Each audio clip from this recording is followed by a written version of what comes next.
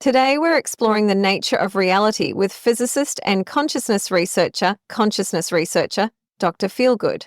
What sparked your interest in questioning our basic assumptions about reality? Well, it's fascinating, really. I started as a traditional physicist working with quantum mechanics, but I kept running into this profound disconnect between the mathematics we were using and our everyday experience. At the quantum level, nothing is as solid or definite as we think.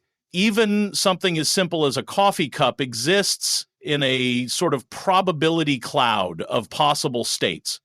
And the deeper I went into this research, the more I realized that our entire experience of reality might be more like a convenient interface than a true picture of what's actually there.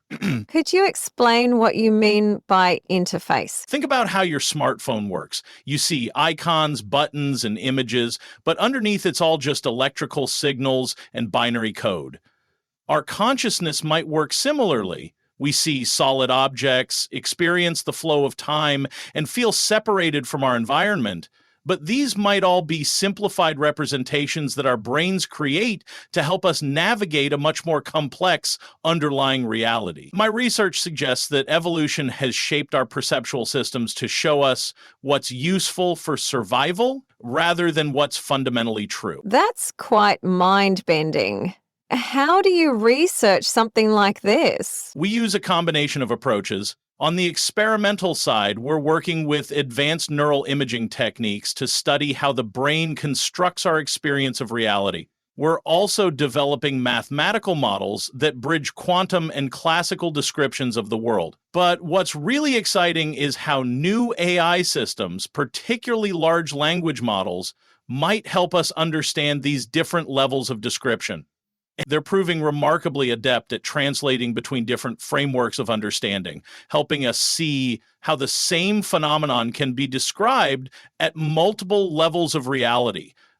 Could you give our listeners a concrete example? Consider your experience of color, let's say seeing a blue sky. At the human perceptual level, you experience this rich, immediate sensation of blueness. At the physical level, this same phenomenon is described as electromagnetic radiation with wavelengths around 450 nanometers.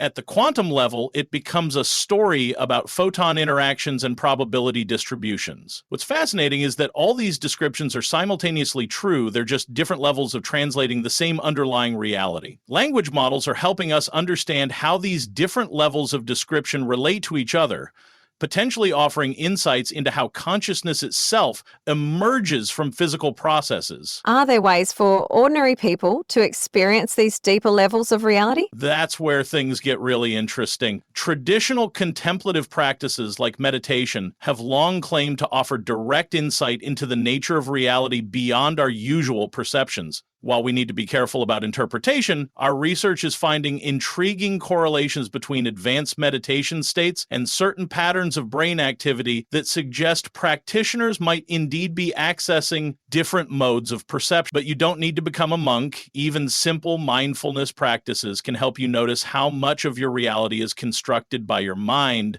It's about developing what I call perceptual literacy, understanding that our normal experience is just one way of interpreting a much richer reality.